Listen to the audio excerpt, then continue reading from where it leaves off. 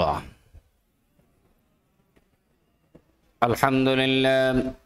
الحمد لله نحمده ونستعينه ونستغفره ونؤمن به ونتوكل عليه ونعوذ بالله من شرور أنفسنا ومن سيئات أعمالنا. من يهده الله فلا مضل له ومن يضلله فلا هادي له. ونشهد أن لا إله إلا الله وحده لا شريك له.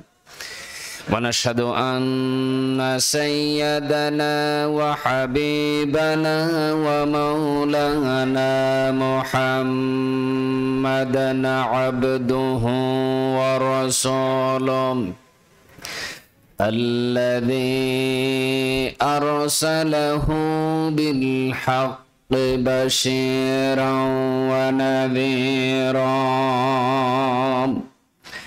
وداعيا إلى الله بإذنه وسراجا منيرا.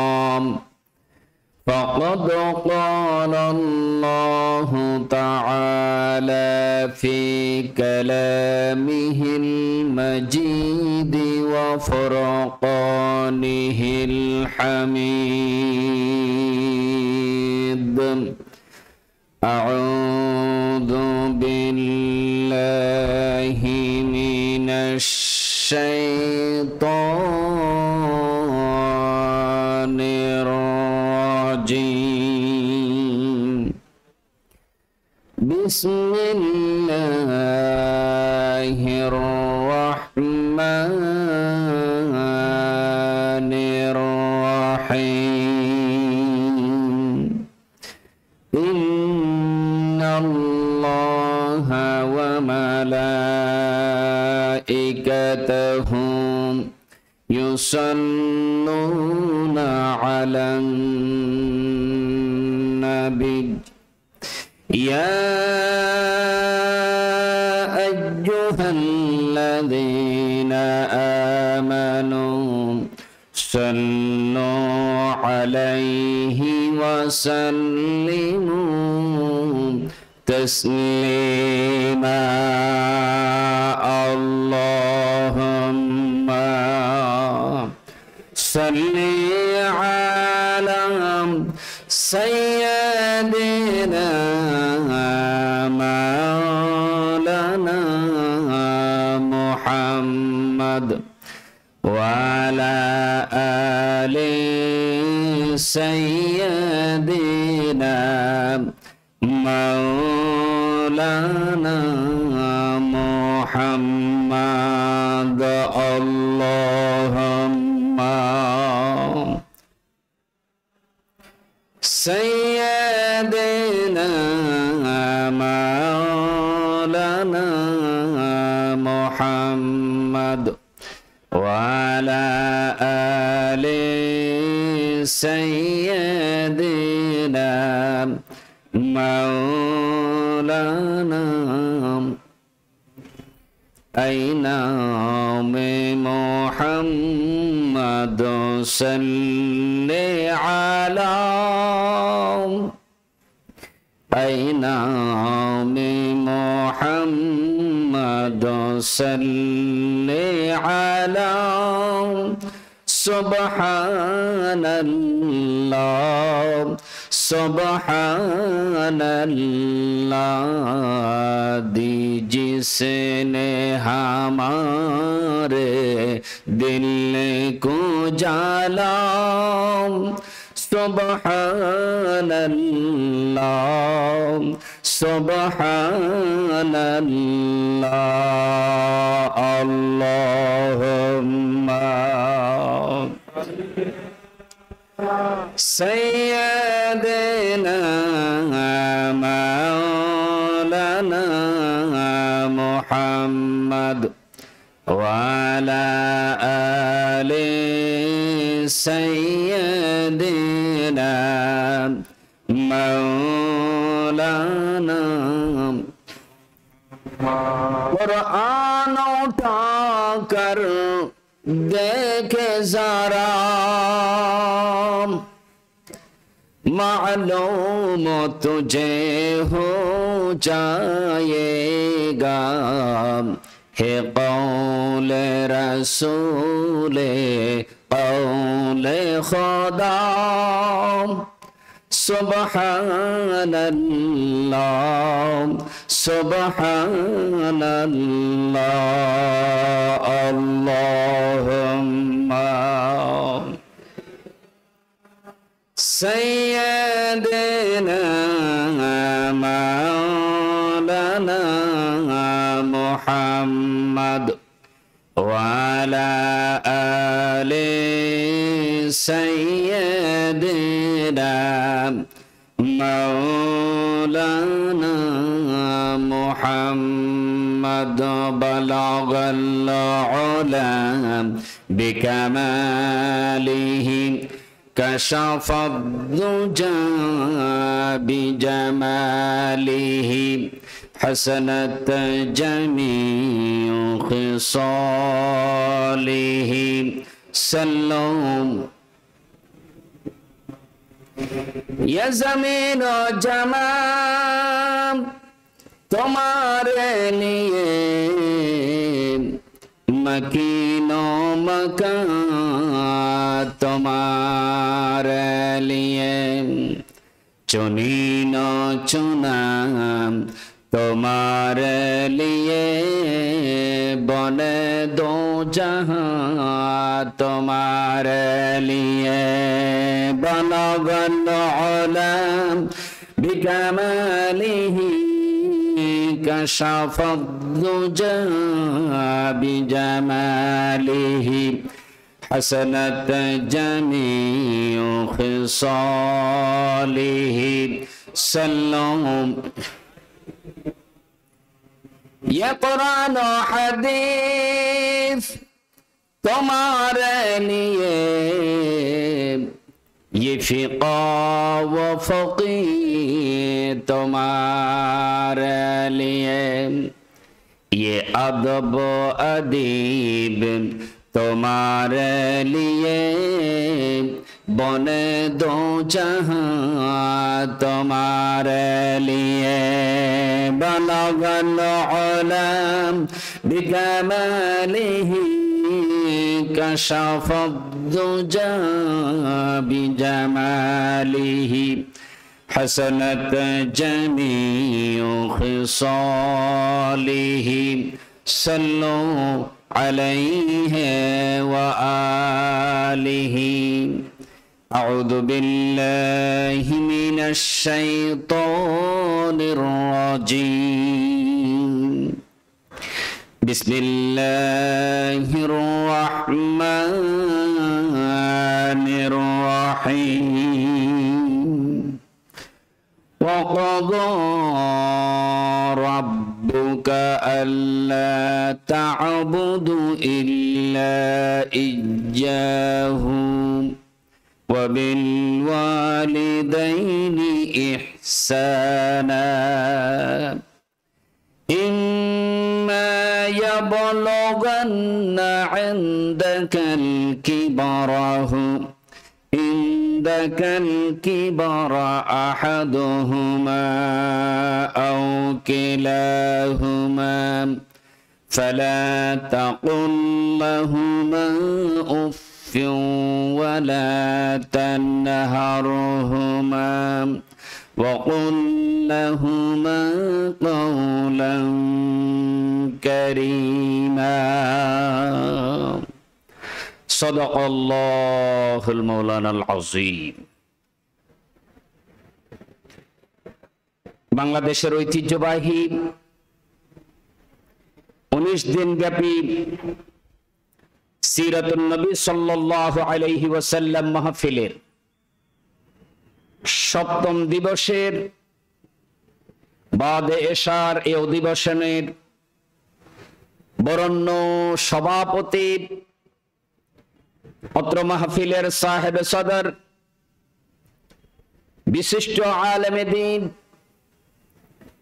সর্বজন শ্রদ্ধেয় ব্যক্তিত্ব হযরতুল আল্লামা জনাব আব্দুল মালিক মুহাম্মদ ইবনে দিনার নাজাত সাহেব দামাত বারাকাতুহুমুল আলিয়া, উপস্থিত সম্মানিত অতিথিবৃন্দ, হাজারাত উলামায়ে কেরাম, দিনদার ইমানদার তাওহীদি জনতা, পর্দার আড়ালের আমার মা এবং বোনেরা, আসসালামু আলাইকুম ওয়া রাহমাতুল্লাহি ওয়া বারাকাতুহু। মহান আল্লাহ সুবহানাহু ওয়া তাআলার দরবারে শুকরগুজার করছি যে আল্লাহ সুবহানাহু ওয়া তাআলা আমাদেরকে আশরাফুল মাখলুকাত হিসাবে সৃষ্টি করেছেন।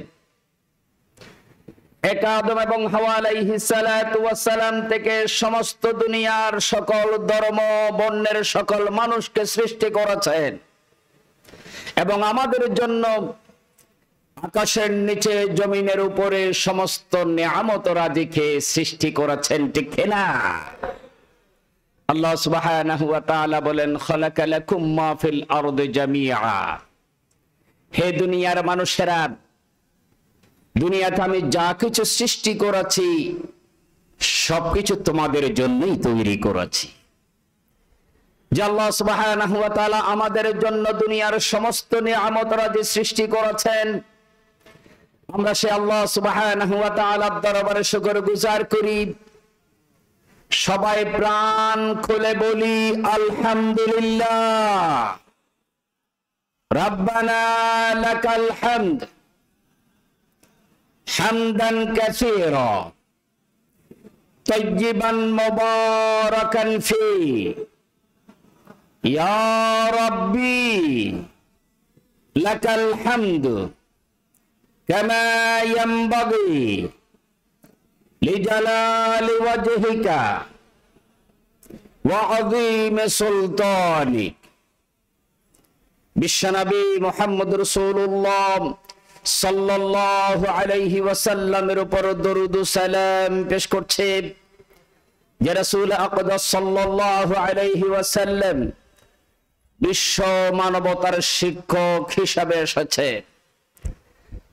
রাসূল পাক সাল্লাল্লাহু আলাইহি ওয়াসাল্লাম নিজেই ঘোষণা দিয়েছেন, বুইসতু মুআল্লিমান, আমি নবী শিক্ষক হিসাবে এসেছি।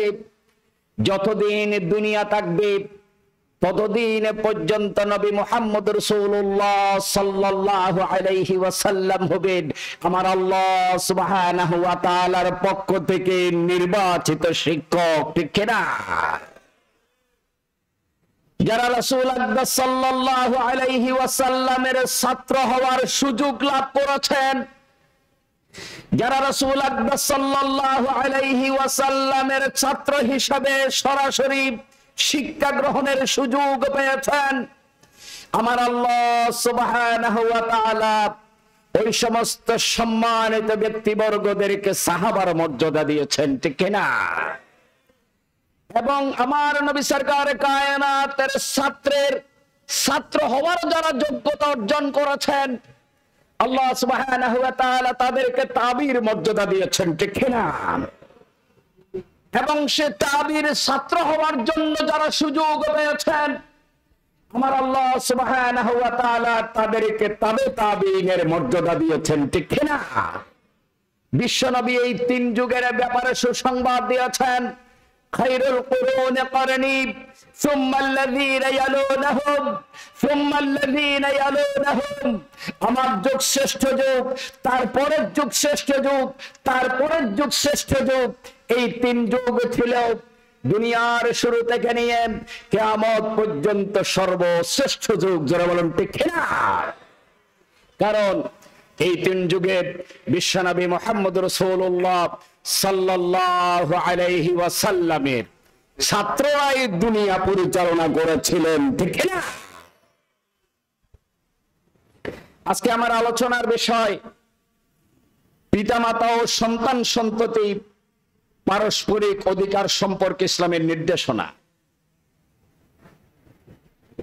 আমার এই আলোচ্য বিষয়ের আলোকে ভূমিকায় যে কথাটি বলতে চাই, আমার ছেলে আপনার ছেলে, আমার মেয়ে আপনার মেয়ে, আমার ভাই আপনার ভাই, আমার বোন আপনার বোন, যদি রাসূল আকরাম সাল্লাল্লাহু আলাইহি ওয়াসাল্লামের ছাত্র তান ছাত্র, তার মানে সাহাবী তাবী তবে তাবিনের আলোকে গড়তে চায়, এই ক্ষেত্রে আমার সন্তানদেরকে আমাকে কিভাবে গড়ে তুলতে হবে? আমার সন্তানদেরকে গড়ে তোলার ক্ষেত্রে সন্তানেরা আমার থেকে কি অধিকার পাবে, এই বিষয়ের উপর আমার নির্দিষ্ট সময়ে আলোচনা করার চেষ্টা করব। আল্লাহ যেন তৌফিক দেন, সকলে বলি আমিন। সুপ্রিয় ভাইয়েরা, সন্তান হচ্ছে মা বাবার জন্য আল্লাহর পক্ষ থেকে শ্রেষ্ঠ এক নিয়ামত। আবার একইভাবে মা বাবা হচ্ছে সন্তানের জন্য আল্লাহর পক্ষ থেকে বিশাল এক নিয়ামত। যাদের সন্তান নেই তারা এই নিয়ামতের গুরুত্ব বুঝে না। আবার যাদের সন্তান বছরের পর বছর চেষ্টা করার পরে হয় না, তারা হাড়ে হাড়ে উপলব্ধি করে যে সন্তান সন্ততি কত বড় নিয়ামত। এখনো তোমরা যারা বিয়ে করো নাই, এখনো তোমরা জানো না যে সন্তান কত বড় নিয়ামত। কিন্তু বিয়ে করার পরে 1 বছর 2 বছর যাওয়ার সাথে সাথে যদি সন্তান সন্ততি না আসে, মা বাবার মনের মধ্যে আশা আকাঙ্ক্ষা সন্তানের প্রতি এত বেশি বেড়ে যায়, মন আর ধৈর্য ধারণ করতে চায় না, যেইভাবে হোক আমার আল্লাহ যেন আমাকে একটা সন্তান দান করে।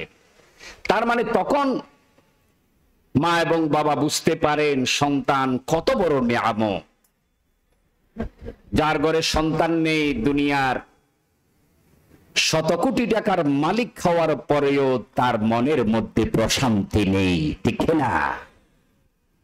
আবার একইভাবে যাদের মা বাবা বেঁচে আছেন তারা মা বাবার গুরুত্ব বুঝে না, মা বাবার সম্মান বুঝে না। যার মা বাবা দুনিয়া থেকে বিদায় নিয়েছেন সেই বুঝতে পারে বাবা কত বড় সম্পদ। যার মা দুনিয়া থেকে বিদায় নিয়েছেন সেই বুঝতে পারে মা কত বড় সম্পদ, ঠিক না? তাই শুরুতে মা বাবার হকের উপর আলোচনা করার চেষ্টা করব, তারপরে সন্তান মা বাবা থেকে কি হকগুলো পায় সেই বিষয়গুলো আলোচনা করার চেষ্টা করব। আল্লাহ যেন তৌফিক দেন, সকলে বলি আমিন। সুপ্রিয় উপস্থিতি, মা বাবার যে হক, সন্তানেরা মা বাবার যে হকগুলো আদায় করা অপরিহার্য, তার 1 নম্বর হক হচ্ছে মা বাবার সাথে সন্তানেরা অবশ্যই সদাচরণ করবে। মা বাবার সাথে সর্বোচ্চ সুন্দর আচার, সুন্দর ব্যবহার, সুন্দর আচরণ করবেন। আমার আল্লাহ সুবহানাহু ওয়া তাআলা কালাম পাকে নির্দেশনা দিয়েছেন। আল্লাহ রাব্বুল আলামিন বলেন, وَقَضَى رَبُّكَ أَلَّا تَعْبُدُوا إِلَّا إِيَّاهُ। আমার আল্লাহ ফয়সালা করে দিয়েছেন ইবাদত হবে, বন্দেগী হবে, গোলামি হবে, দাসত্ব হবে শুধুমাত্র আল্লাহর। ইবাদত হবে কার? ওয়া বিল ওয়ালিদাইনি ইহসানা। আমার আল্লাহ রাব্বুল আলামিনের ইবাদতের উপরে, বন্দেগীর উপরে, গোলামির উপরে একজন মানুষ সব চাইতে বেশি দায়িত্ব পালন করবে তার মা বাবার। আল্লাহর ইবাদতের উপরে মা বাবার সাথে সদাচরণ করে একজন মানুষের জন্য সবচাইতে বেশি প্রয়োজন। মা বাবার হক আদায় করা সবচাইতে বড় দায়িত্ব।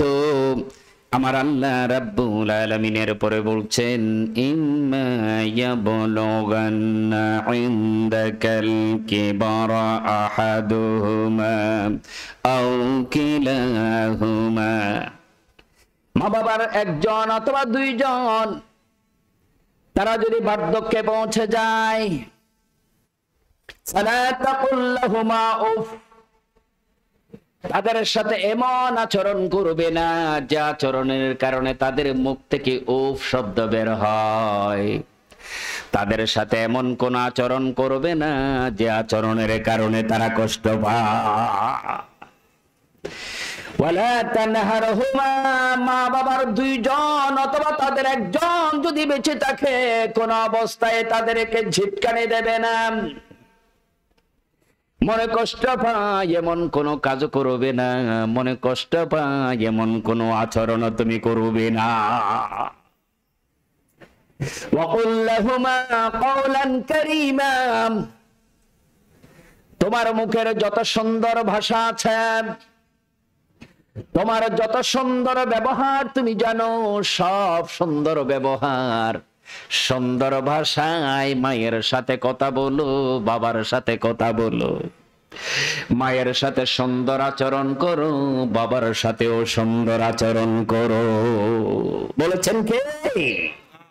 আল্লাহ সুবহানাহু।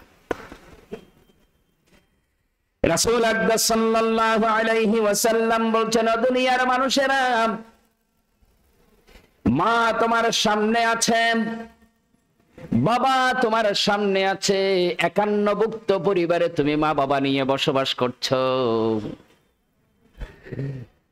তুমি এখনো জানো না তোমার মায়ের সম্মান কত বেশি, তুমি জানো না তোমার বাবার সম্মান কত বেশি। না জানার কারণে তুমি তোমার স্ত্রী নিয়ে শহরে থাকো, তোমার স্ত্রী নিয়ে ঢাকায় থাকো, তোমার মা বাবা চুনতির পাহাড়ে থাকে, চকরিয়ায় থাকে, কক্সবাজারে থাকে। বছরে একবারের মতো তোমার মাকে দেখতে আসতে পারো না, বাবাকেও দেখতে আসতে পারো না। রাসূল আকবার সাল্লাল্লাহু আলাইহি ওয়াসাল্লাম বলছেন, ও দুনিয়ার মানুষেরা, তোমরা বড় বড় আলেমের কাছে দোয়া চাইতে যাও,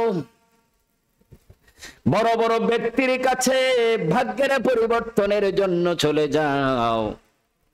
নবী আকবার সাল্লাল্লাহু আলাইহি ওয়াসাল্লাম বলছেন, মা মিন ওয়ালিদিন ইয়ানদুরুহু ইলা ওয়ালিদাইহি নাযারা রাহমাতান ইল্লা কাতাবাল্লাহু বিকুল্লি নাযারাতিন হাজ্জান মাবরুর। তুমি জানো না তোমার মা তোমার বাবার চেহারার দিকে যদি একবার নেক নজরে তাকাও,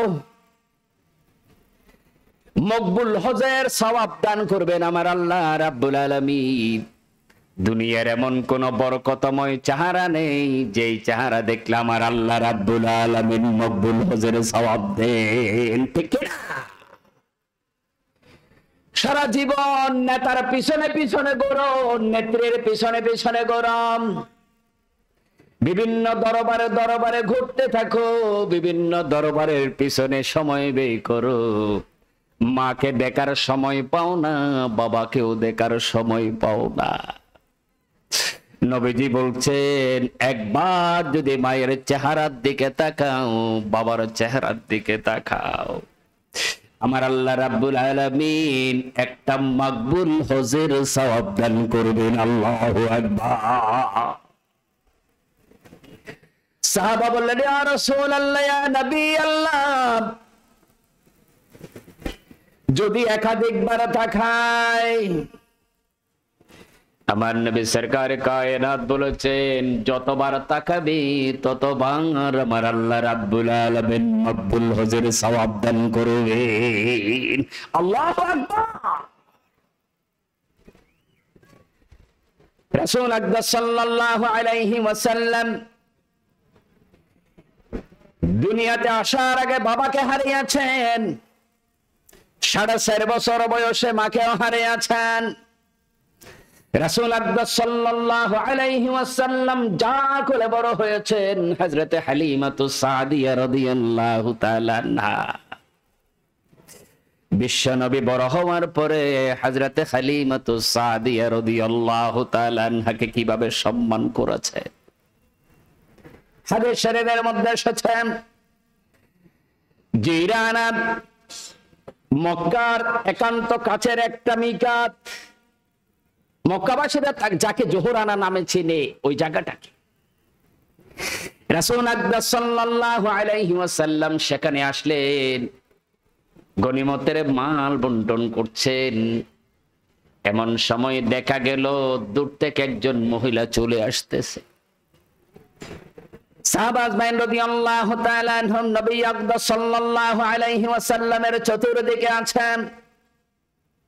নবীজি ওই মহিলাকে দেখার সাথে সাথে তাড়াতাড়ি উঠে গেলেন আর সামনে অগ্রসর হয়ে মহিলাটিকে অত্যন্ত ভদ্রতার সাথে নম্রতার সাথে রিসিভ করলেন। আর যেখানে আমার নবী বসেছেন সেখানে আসার সাথে সাথে নিজের মাথার রুমালটি বিছিয়ে দিলেন। ওই মহিলাটিকে বিশ্বনবী সরকার কায়নাত নিজের রুমালের উপর বসালেন। আল্লাহু আকবার।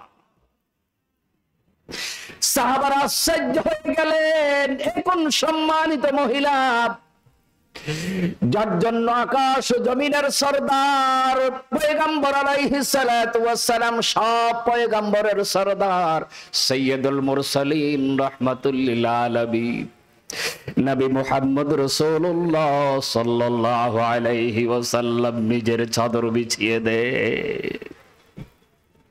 অত্যন্ত আদবের সাথে ওই মহিলার পাশে বসলেন আর কানে কানে কি যেন বললেন। আর গনিমতের মাল থেকে কিছু মাল তুলে ওই মহিলাটির হাতে দিয়ে আবার বিদায় করে দিলে। সাহাবারা আশ্চর্য হয়ে গেলেন, কোন সম্মানিত মহিলা যার জন্য বিশ্ব নবী নিজের রুমাল বিছিয়ে দেন আর অত্যন্ত আদবের সাথে কথা বলেন, অত্যন্ত সম্মানের সাথে থেকে বিদায় দেয়। সাহাবারা কেউ কথা বলছে না। সাহস করে হযরত ওমর ইবনে খাত্তাব রাদিয়াল্লাহু তাআলা আনহু প্রশ্ন করলেন, ইয়া রাসূলুল্লাহ, ইয়া নবী আল্লাহ, এ কোন সম্মানিত মহিলা যার জন্য বিশ্ব নবী দাঁড়িয়ে যান আর মাথার রুমাল মোবারক বিছিয়ে দেয়? সুবহানাল্লাহ। আমার নবী বললেন, আমার সাহাবীরা জেনে রাখো, ইনি সেই মহিলা যার দুধ খেয়ে মুহাম্মদ রাসূলুল্লাহ বড় হয়েছে। ইনি সেই মহিলা যার দুধ খেয়ে মুহাম্মদ রাসূলুল্লাহ বড় হয়েছে। ইনি হালিমাতুস সাদিয়া রাদিয়াল্লাহু তাআলা আনহা। আল্লাহু আকবার। নিজের আপন মা নয়, জন্মদাতা মা নয়, যার ঘরে লালিত পালিত হয়েছেন সে হালিমাতুস সাদিয়া রাদিয়াল্লাহু তাআলা আনহা কেমন সম্মান ও মর্যাদা দিয়েছেন বিশ্বনবী মুহাম্মদ রাসূলুল্লাহ। তাহলে 1 নাম্বার হোক বললাম, মা বাবাকে সর্বোচ্চ সম্মান আর মর্যাদা দিতে হবে। আপনার বিল্ডিং এর সবচাইতে ভালো রুম যেটা, সবচাইতে ভালো পালং যেটা, সেটা বরাদ্দ থাকতে হবে আপনার মায়ের জন্য, আপনার বাবার জন্য। কিন্তু আমরা আমাদের সমাজের দিকে যখন তাকাই তখন দেখতে পাই মা বাবার জন্য ড্রয়িং রুমটা বরাদ্দ থাকে। যেরকম ঠিক না, এরকম দৃশ্য আছে না নাই? আছে না নাই? ছেলে শহরে থাকে, ছেলে ঢাকা থাকে, অনেক টাকা পয়সার মালিক, কয়েকটা ফ্ল্যাটের মালিক, কিন্তু তার মাও তার সাথে রাখে না, বাবাকেও তার সাথে রাখে না। কারণ মা বাবা থাকলে পরে একটা রুম চলে যাবে, এজন্য মা বাবাকে বাড়িতে পাঠিয়ে দেয়। মা বাবার সাথে বছরে 1-2বারের বেশি দেখা সাক্ষাৎ করে না।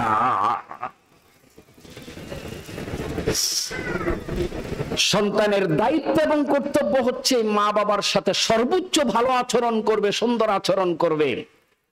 তোমার সর্বোচ্চ সুন্দর আচরণ পাওয়ার হকদার মা এবং বাবা। দ্বিতীয়ত, মা বাবা যতদিন বেঁচে থাকে ততদিন পর্যন্ত মা বাবার ভরণ পোষণের দায়িত্ব হচ্ছে সন্তানের। মা বাবার ভরণ পোষণের দায়িত্ব কার? অনেক ছেলেরা বলেন আমরা 4 ভাই আছি, ভাগ করে 4 ভাগের 1 ভাগ আমার মা বাবাকে আমি রাখবো। আমরা 3 ভাই আছি, 10 দিন 10 দিন করে মা বাবাকে ভাগ করে রাখবো। চিন্তা করে দেখুন, আপনার মা বাবা যখন আপনাকে লালন পালন করেছে তখন আপনাকে একাই লালন পালন করেছে, একাই দুধ পান করিয়েছে 2.5 বছর। আপনি দুনিয়াতে আসার সময় জীবনের ঝুঁকি নিয়ে আপনাকে প্রসব করেছে আপনার মা। যতদিন আপনি বড় হন নাই ততদিন পর্যন্ত আপনার বাবা নিজে পাঞ্জাবি কিনে নেয়, নিজে লুঙ্গি কিনে নেয়, নিজে ভালো খাবার খায়নি। আপনাকে ভালো খাবার খাওয়াইয়েছে, ভালো পড়া দিয়েছে, সুন্দর করে রেখেছে। আপনি বড় হওয়ার পরে বলছেন না না না 3 ভাই আছি, আমি 10 দিন রাখবো, বাকি 20 দিন আমার অন্য ভাইয়েরা রাখবে। কোন সন্তান মা বাবার ব্যাপারে এমন কথা বলতে পারে না, ঠিক না? রাসূল আকরাম সাল্লাল্লাহু আলাইহি ওয়াসাল্লাম বলছেন, قال رسول الله صلى الله عليه وسلم من أصبح مطيعا لله في والديك أصبح له بابان مفتوحان في الجنة। যে ব্যক্তি মা বাবার সন্তুষ্ট চিত্তে ফজর করলো, আমার আল্লাহ রাব্বুল আলামিন সেই ফজরে তার জন্য জান্নাতের 2টি দরজা খুলে দিয়েছে। আল্লাহু আকবার। বিশ্বনবী সরকারে কায়নাতের কাছে প্রশ্ন করা হলো, ইয়া রাসূলুল্লাহ, ইয়া নবী আল্লাহ, মা বাবার ব্যাপারে চূড়ান্ত কথা বলুন। বিশ্বনবী বলেছেন, হুমা জান্নাতুকা ওয়া নারুকা। মা বাবা তোমার জান্নাত, মা বাবা তোমার জাহান্নাম। মা বাবা যদি তোমার জন্য দোয়া করে দেয়, আমার আল্লাহ জান্নাতের সব দরজাগুলো তোমার জন্য খুলে দেয়। সুবহানাল্লাহ। মা বাবা যদি দোয়া করে দেয়, দুনিয়ায় থাকতে আমার আল্লাহ রাব্বুল আলামিন তোমার জন্য জান্নাতের সব দরজাগুলো খুলে দেবে। আর মা বাবা যদি বদদোয়া করে দেয়, জান্নাতের সব দরজাগুলো বন্ধ হয়ে যাবে। প্রখ্যাত তাবেঈ হযরত ওয়াইসুল করনী রাদিয়াল্লাহু তাআলা রাসূল আকরাম সাল্লাল্লাহু আলাইহি ওয়াসাল্লামের আগমনের সংবাদ শুনে বিশ্ব নবীর উপর ঈমান এনেছেন। কিন্তু আবার নবী সরকারে কায়নাতের জীবদ্দশায় একবারের মতো নবী আকরাম সাল্লাল্লাহু আলাইহি ওয়াসাল্লামকে দেখতে যেতে পারে নাই। নবীজির শেষ মুহূর্তে আমার নবী বললেন, ও আলী কাছে এসো। করণের মধ্যে আমার এক আশেক আছে, যিনি আমার অত্যন্ত প্রিয়, আমার উপর ঈমান এনেছে, কিন্তু আমার সাথে সাক্ষাৎ করতে আসতে পারে নাই। আমি নবী দুনিয়া থেকে বিদায় নেওয়ার পর আমার জুব্বাটি হযরত ওয়াইসের কাছে তোমরা নিয়ে যাইও। হযরত আলী রাদিয়াল্লাহু তাআলা, হযরত আব্বাস ইবনে আব্দুল মুত্তালিব রাদিয়াল্লাহু তাআলা হুকে নিয়ে আমার নবী সরকার কায়নাতের ওয়াফাতের পরে গেলেন। করণ শহরের মধ্যে জিজ্ঞাসা করলেন, তোমরা ওয়াইস নামে কাউকে চিনো কিনা? খোঁজাখুঁজির পরে লোকজন বললেন, একজন পাগল ধরনের মানুষ, ভারসাম্যহীন একজন মানুষ, সালা পরে থাকেন, তেমন কাপড় চোপড় পরতে দেখি না। এমন একজন মানুষ জঙ্গল থেকে আসেন, কিছু বাজার করে আবারও চলে যা। হযরত আলী রাদিয়াল্লাহু তাআলা বুঝতে পারলেন ইনি হচ্ছেন ওয়াইসুল করনী রাদিয়াল্লাহু তাআলা। হযরত আলী রাদিয়াল্লাহু তাআলা সংবাদ নিয়ে সেই পাহাড়ের দিকে যেতে লাগলেন। যেতে যেতেই ওই লোকটিকে দেখলেন, যার কাছে ওনারা এসেছে, বললেন আনতা ওয়াইস, তুমি কি সেই ওয়াইস যার কাছে নবীজি আমাকে পাঠিয়েছেন? হযরতে ওয়াইসুল করনী রাদিয়াল্লাহু তাআলা বললেন, হ্যাঁ তুমি কে? হযরত আলী রাদিয়াল্লাহু তাআলা নিজের পরিচয় দিলেন। হযরত ওয়াইসুল করনী রাদিয়াল্লাহু তাআলা বুকের সাথে জড়িয়ে ধরলেন, এমন ভাবে কাঁদলেন। হযরত আলী রাদিয়াল্লাহু তাআলা আনহু কাঁদছেন, হযরত ওয়াইসুল করনী রাদিয়াল্লাহু তাআলা আনহু কাঁদছেন। হযরত আলী বললেন, ওয়াইস তুমি তো এমন আশিক রাসূল, নবীর বিরহ বিচ্ছেদ তুমি সহ্য করতে পারো না, কিন্তু নবীজির কাছে কেন তুমি গেলে না? আমার নবীর কাছে কেন তুমি গেলে না? হযরত ওয়াইসুল করনী বললেন, ও আলী, ওই যে ঝুপড়ির মধ্যে দেখতে পাচ্ছ, সেখানে আমার একজন বৃদ্ধ মা আছে, যেই মা নিজে চলাফেরা করতে পারে না, নিজে কোথাও গিয়ে কোনো খাবার আনতে পারে না। আমার মাকে আমাকে টয়লেটে নিয়ে যেতে হয়, পায়খানা পেশাব করাতে হয়, খাবার খাওয়াইয়ে দিতে হয়। আমি আমার মাকে দেখাশোনার জন্য বিশ্ব নবী মুহাম্মদ রাসূলুল্লাহকে দেখতে যেতে পারি নাই। সুবহানাল্লাহ। চিন্তা করে দেখুন, নিজের মা নিজের বাবাকে লালন পালনের গুরুত্ব কত বেশি। হযরত ওয়াইসুল করনী বললেন, আলী, আমার মাকে দেখার জন্য মায়ের লালন পালনের দায়িত্ব নিয়ে বিশ্ব নবীকে দেখার সুযোগ পাই নাই। সুবহানাল্লাহ।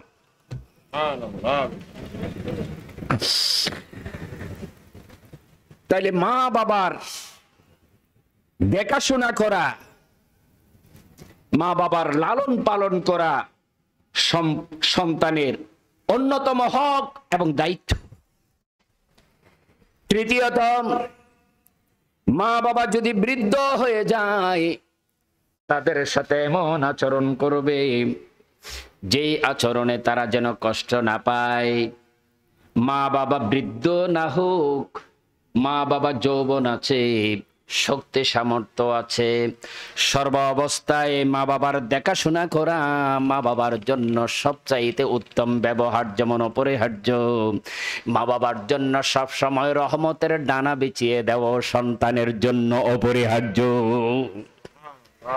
আল্লাহ রাব্বুল আলামিন বলেন, إما يبلغن عندك الكبر أحدهما أو كلاهما فلا تقل لهما أف ولا تنهرهما وقل لهما قولا كريما واحفظ لهما جناح الذل من الرحمة।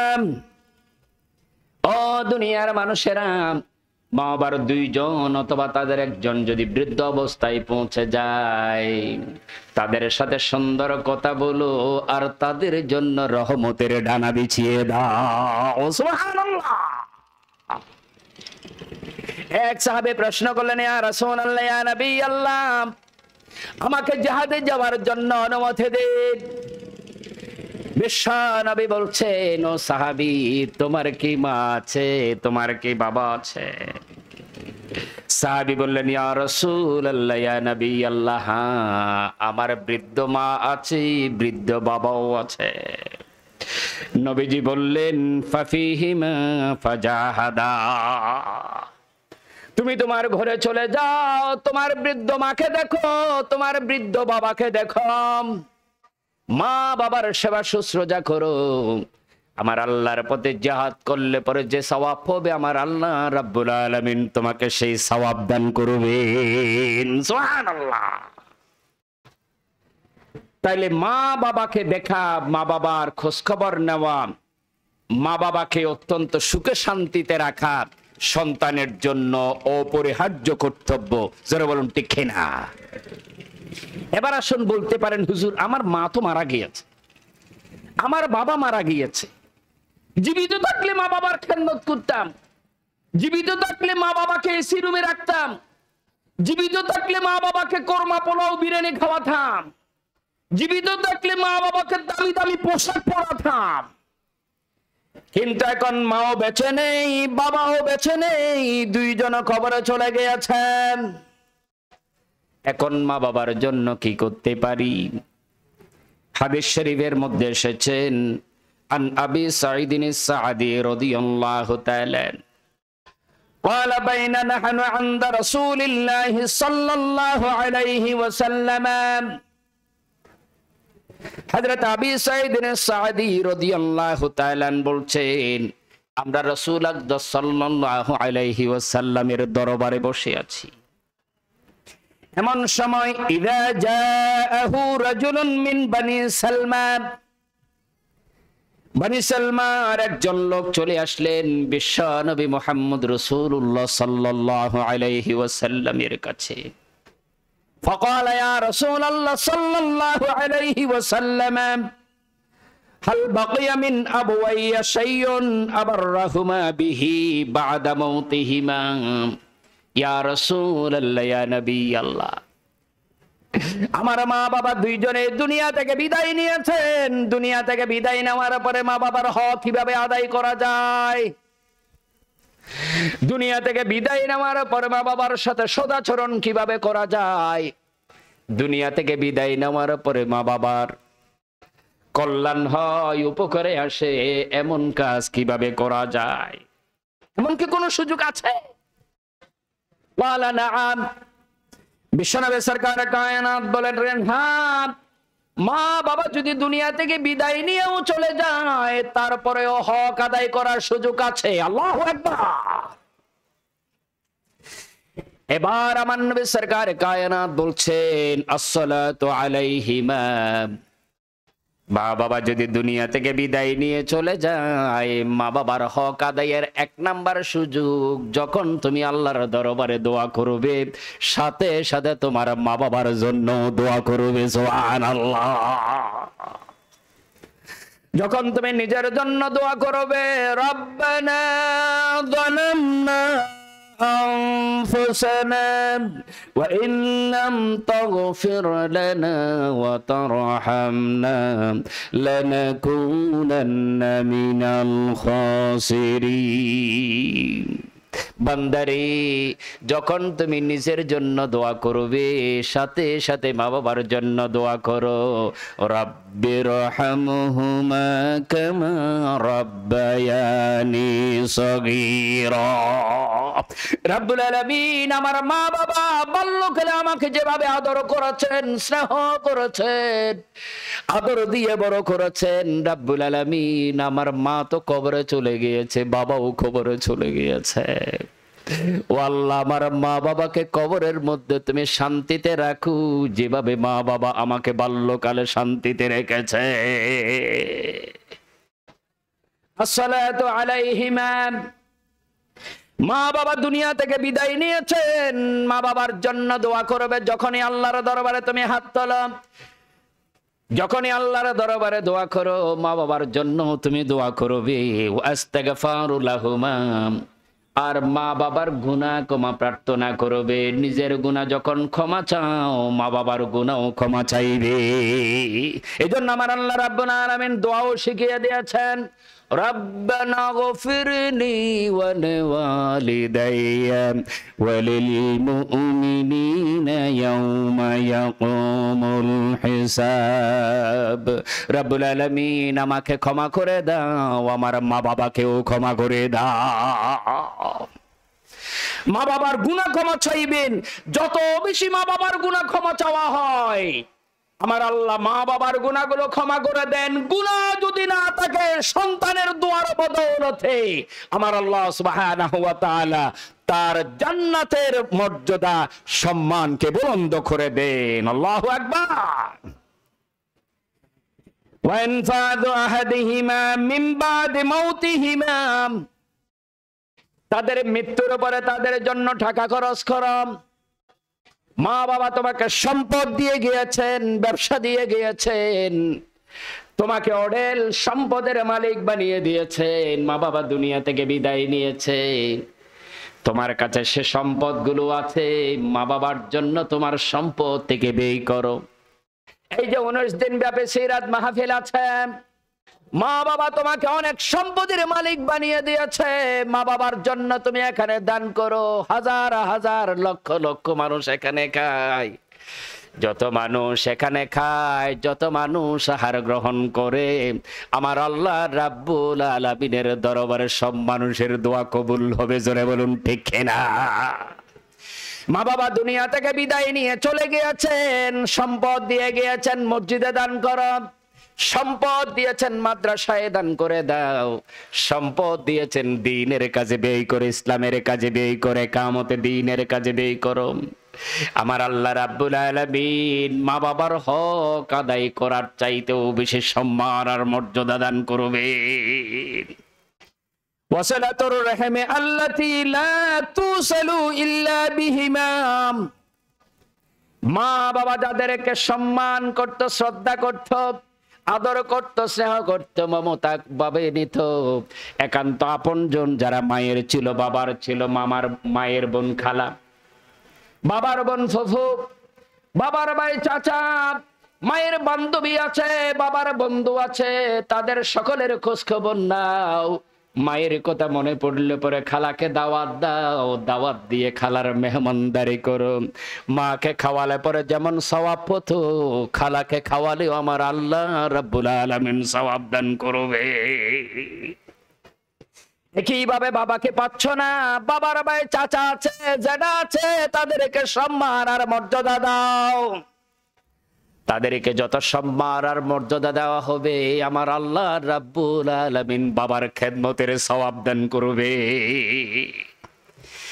ওয়া ইকরামু সাদিকিহিমা, মায়ের বান্ধবী বেঁচে আছে, বাবার বন্ধু বেঁচে আছে, তাদেরকে দাওয়াত দাও, তাদেরকে সম্মান করো, মর্যাদা দাও, তাদেরকে কাপড় গিফট দাও, তাদেরকে পাঞ্জাবি কিনে দাও, পায়জামা কিনে দাও, লুঙ্গি কিনে দাও, তাদের পরিবারের খোঁজ খবর রাখো।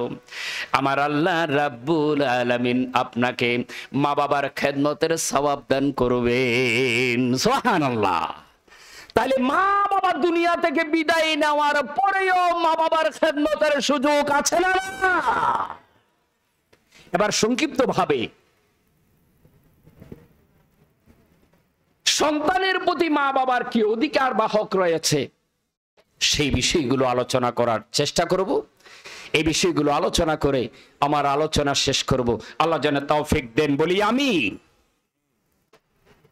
আমরা সব সময় শুধু মা বাবার হকের কথা বলি, কিন্তু অধিকাংশ ক্ষেত্রে সন্তান যে মা বাবা থেকে হক পায় সেই বিষয়গুলো দ্বারকে থেকে যায়, অন্ধকারে থেকে যায়, আলোচনার বাইরে থেকে যায়। অধিকাংশ মানুষ জানে না তার ছেলে, তার মেয়ে তার থেকে কি হক পায়। এক নাম্বার, আপনার ছেলে মেয়ে আপনার থেকে যে হক পায়, আপনি আপনার ছেলে আপনার মেয়ে দুনিয়াতে আসার সাথে সাথেই তার কানে আজান দেয়া, তার কানে একামত দেয়া, এটা মা বাবার প্রতি সন্তানের এক নাম্বার হক। রাসূল আকবার সাল্লাল্লাহু আলাইহি ওয়াসাল্লাম ইমাম হাসান রাদিয়াল্লাহু তাআলা যখন জন্মগ্রহণ করলেন, বিশ্ব নবী হযরত ইমাম হাসান রাদিয়াল্লাহু তাআলা কে কোলে নিলেন। কোলে নিয়ে রাসূল আকবার সাল্লাল্লাহু আলাইহি ওয়াসাল্লাম ডান কানে আযান দিলেন, বাম কানে ইকামত দিয়েছে। সেই তখন থেকে নিয়ে আজকের এই দিন পর্যন্ত সমস্ত দুনিয়ার মানুষের জন্য এটাই সুন্নাহ, এটাই রীতি। সন্তান যখন দুনিয়াতে আসবেন তখন সন্তানের ডান কানে আযান দাও, বাম কানে ইকামত দাও। আযান ইকামতের মাধ্যমে সন্তান যেন বুঝতে পারে আমি মুমিনের ঘরে এসেছি, সন্তান যেন বুঝতে পারে আমি মুসলমানের পরিবারে এসেছি, সন্তান যেন বুঝতে পারে আমি দিনদারির ঘরে এসেছি। সন্তানের কাছে আল্লাহু আকবরের ধ্বনি পৌঁছিয়ে দেয়া, আশহাদু আল্লা ইলাহা ইল্লাল্লাহ, আশহাদু আন্না মুহাম্মাদুর রাসূলুল্লাহ, এই আওয়াজগুলো পৌঁছিয়ে দেয়া মা বাবার হক, মা বাবার অধিকার। দ্বিতীয়ত, সন্তানের বয়স যখন 7 দিনে পৌঁছে যায় তখন সন্তানের জন্য আকিকা করা, সুন্দর একটি নাম রাখা, এটা সন্তানের হক। সন্তানের কি? এখন আমরা দেখে থাকি যে শ্বশুর বাড়ি থেকে ছাগল কখন দেয়, শ্বশুর বাড়ি থেকে গরু কখন দেয়, এটা দেখে থাকি। আপনার সন্তান আপনার থেকে হক পায়। আপনার সন্তান দুনিয়াতে এসেছে, আপনি আল্লাহর শুকরিয়া আদায় করবেন। শুকরিয়া আদায়ের জন্য আপনি অন্তত একটা ছাগল জবে করে আল্লাহর দরবারে শুকরিয়া আদায় করবেন, এবং সাথে সাথে সন্তানের একটা সুন্দর নাম রাখবেন। এটা সন্তান আপনার থেকে হক পায়। সাহাবীরা বললেন, ইয়া রাসূলুল্লাহ, ইয়া নবী, আল্লাহর সুন্দর নাম কি? বিশ্বনবী সরকারে কায়নাত বলেছেন, আব্দুর রহমান, আব্দুর রহিম। আমার আল্লাহ রাব্বুল আলামিনের কাছে আব্দুল্লাহ নামের পরে সবচাইতে সুন্দর নাম, সবচাইতে প্রিয় নাম আব্দুর রহমান আর আব্দুর রহিম। সময়ের স্বল্পতার কারণে আমি দ্রুত একদম শুনছি। তার মানে আপনার সন্তানের নাম রাখবেন। এখন তো আমরা সন্তানের নাম মা বাবা সিলেক্টেড করে দেয়, হুজুরকে এমনি দেয়, হুজুর আমি নাম একটা ঠিক করে রেখেছি, এই নামটা আপনি রাখবেন। প্রথম সন্তান হয়েছে, হুজুর ডেকে আনার পরে হুজুরকে বললেন, হুজুর আমার প্রথম সন্তান হয়েছে, আপনি একটা নাম রাখুন।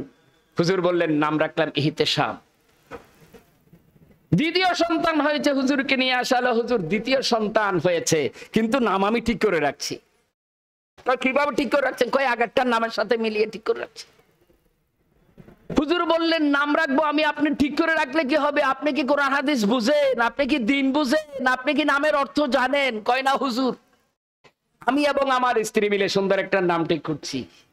হুজুর বললেন, কি নাম ঠিক করছেন? কয় নাম রাখবো এহতেলাম। জোরে কর না হুজুর। হুজুর বললেন, এই নাম কিভাবে ঠিক করলেন? কয় এহতেশামের সাথে মিলিয়ে এহতেলাম নাম রাখছি। হুজুর বললেন, আস্তাগফিরুল্লাহ। এহতেলাম মানে কি বুঝেন? স্বপ্ন দোষ হওয়া। যাক, তৃতীয়ত তাইলে আকিকা দিতে হবে, সুন্দর একটা নাম রাখতে হবে। তৃতীয়ত সন্তানের হক। সন্তান যখন কথা বলা শুরু করে দেয়, জবান যখন খুলে যায়, সন্তানকে আমার আল্লাহ রাব্বুল আলামিনের নাম শিখান, কালেমায়ে তাইয়্যিবা শিখান, কালেমায়ে শাহাদা শিখান। সন্তান যখন কথা বলা শুরু করে দেয়, তখন সন্তানকে কোরআনের তালিম দিই। বিশ্বনবী সরকার কায়নাত বলেছেন, ইউআল্লিমুহুল কিতাবা ইযা আকালা, যখন তার আকল হবে, জ্ঞান হবে, তখন তাকে কিতাবের তালিম দাও। রাসূল আকরাম সাল্লাল্লাহু আলাইহি ওয়াসাল্লাম বলছেন, তালাবুল ইলমি ফরিদাতুন আলা কুল্লি মুসলিমিন ওয়া মুসলিমা। প্রত্যেক মুসলমান নরনারীর উপর ইলম অর্জন করা ফরজ, আর সে ইলম হচ্ছে কোরআন ও হাদিসের ইলম। জোরে বলুন ঠিক কিনা? এখন আমরা মায়ের কোলে থাকতে ভারতীয় সিনেমার চ্যানেলগুলো আমার ছেলেদেরকে দেখাই, মেয়েদেরকে দেখাই। ছেলে মেয়ে শব্দ ফুটার আগেই, কথা বলা শিখার আগেই নায়ক নায়িকার নাম শিখে ফেলে। যেরকম ঠিক কিনা? আপনার ছেলে আপনার মেয়ে যখন কথা বলা শুরু করবে, তখন শিখান লা ইলাহা ইল্লাল্লাহু মুহাম্মাদুর রাসূলুল্লাহ। তখন আপনি শিখান সূরা ফাতিহা, তখন আপনি শিখাবেন সূরা ইখলাস, তখন আপনি শিখাবেন আমার আল্লাহ রাব্বুল আলামিনের প্রশংসা। বিশ্ব নবী সরকারে কায়নাতের সানা খানি শিখাবে। 4 নাম্বার, সন্তান যে হকটা এরপরে আপনার থেকে পায়, সেটা হচ্ছে সন্তানকে সুন্দর আখলাক শিক্ষা দেবে। বিশ্বনবী সরকার কায়নাত বলেছেন, ক্বালা রাসূলুল্লাহ সাল্লাল্লাহু আলাইহি ওয়াসাল্লাম, মা নাহালা ওয়ালিদুন ওয়ালিদিন মিন নাহলিন আফদালু মিন আদাবিল হাসান। বিশ্বনবী সরকার কায়নাত বলেছেন, পিতামাতা সন্তানকে যত উপহার দেয়, শ্রেষ্ঠ উপহার সুন্দর আখলাক শিক্ষা দেয়া। আজকে দুনিয়ার সবচাইতে বড় অভাব, মা বাবা সন্তানকে টাকা দেয়, পয়সা দেয়, ঘর বাড়ি দিয়ে যায়, কিন্তু সন্তানকে সুন্দর আখলাক শিক্ষা দিয়ে যায় না। জোরে বলুন ঠিক কিনা? সব কিছু দিয়ে যায়, কিন্তু সুন্দর আখলাক শিক্ষা দিয়ে যায় না। ছেলে কোথায় যায়, কার সাথে মিশে, মা বাবা কোনোদিন খোঁজ খবর রাখে না। রাতের 11টায় ঘরে আসে, খেয়ে দিয়ে শুয়ে যায়, দিনের 10টায় ঘুম থেকে ওঠে, একবারের মতো জিজ্ঞাসা করে না কোথায় গিয়েছিলে, কার সাথে মিশেছ। এই ছেলে মেয়ে যখন বড় হয় তখন মদের টাকার জন্য, ইয়াবার টাকার জন্য মা বাবাকে গুলি করে হত্যা করে, ঠিক না? এরপরে সন্তানের হক, সক্ষম এবং সামর্থ্য হওয়া পর্যন্ত সন্তানকে লালন পালন করা, সন্তানের জন্য টাকা ব্যয় করা, সন্তানকে লালন পালন করা মা বাবার দায়িত্ব। যতক্ষণ না পর্যন্ত সে টাকা উপার্জনে সক্ষম না হয়। সন্তানের লেখাপড়া করানো যেন মা বাবার দায়িত্ব, সন্তানকে লালন পালন করাও মা বাবার কি দায়িত্ব। قال رسول الله صلى الله عليه وسلم أفضل دينار ينفقه الرجل دينار ينفقه على عياله। মানুষ যা সম্পদ ব্যয় করে, শ্রেষ্ঠ ব্যয় হচ্ছে যেটা তার পরিবারের জন্য খরচ করে। পরিবারের জন্য যত টাকা খরচ করে, শ্রেষ্ঠ ব্যয় হচ্ছে এই টাকা ব্যয়। এই জন্য আপনার পরিবারকে ভালো খাওয়ানোর চেষ্টা করবেন, ভালো পড়ানোর চেষ্টা করবেন। এখন আমরা ছেলেটাকে এতিমখানায় দিয়ে দেই, আর নিজে চায়ের দোকানে বসে দিনে 100-200 টাকা খরচ করি, অথচ আমার ছেলেটাকে ভালো করে খেতেও দেই না, মেয়েটাকেও ভালো করে খেতে দেই না। বিশ্বনবী বলেছেন, যত খরচ তুমি করো, শ্রেষ্ঠ খরচ তোমার ছেলে মেয়ের জন্য যে খরচটা করো সেটা। ছেলে মেয়েকে যদি সুন্দরভাবে গড়ে তুলতে পারো, এই ছেলে মেয়ে যেমন আদর্শ নাগরিক হয়ে গড়ে উঠবে, তোমার সম্মান আর মর্যাদাও এই ছেলে মেয়ে বৃদ্ধি করবে। জোরে বলুন ঠিক না? 6 নম্বর হক, ছেলে মেয়ের বয়স যখন 7 বছরে পৌঁছে যায় তখন তাকে নামাজের তালিম দাও। আর 10 বছরে যখন পৌঁছে যায় তখনও যদি নামাজ আদায় না করে তাকে তুমি ঘর থেকে বের করে দাও। তার মানে 7 বছর বয়সে ছেলে মেয়েকে নামাজের তালিম দেয়া এটা মা বাবার দায়িত্ব। দায়িত্ব কার? বিশ্বনবী সরকার কায়নাত বলেছেন, মরু আওলাদাকুম বিসসালাম ওয়া হুম আবনাউ সাবআ সিরিন। দুনিয়ার মানুষেরা, তোমার সন্তানকে 7 বছর বয়সে নামাজের তালিম দাও। ওয়াদরিবুহুম আলাইহা, সেই 7 বছর থেকে 10 বছর পর্যন্ত যদি নামাজ আদায় না করে তাইলে তুমি তাকে প্রহার করো। ওয়া হুম আবনাউ 10 সিনিন। 10 বছর পর্যন্ত যদি নামাজ আদায় না করে তাইলে তুমি আর তাকে তোমার ঘরে রাখতে পারো না, তাকে তুমি ঘর থেকে বের করে দাও যতক্ষণ না সে নামাজি না হয়। আমার বাংলাদেশের অভিভাবকেরা, মা বাবারা যদি এই দায়িত্ব পালন করত, বাংলাদেশের কোন ছেলে মেয়ে বেনামাজি থাকতো না, ঠিক না?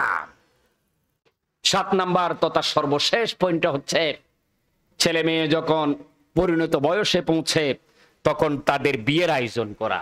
তাদের কিসের আয়োজন করা?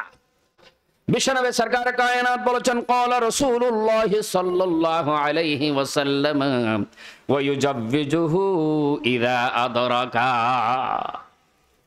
ছেলে মেয়ে যখন বিবাহের বয়সে পৌঁছে যায় তখন তাদেরকে বিয়ে করানো মা বাবার দায়িত্ব।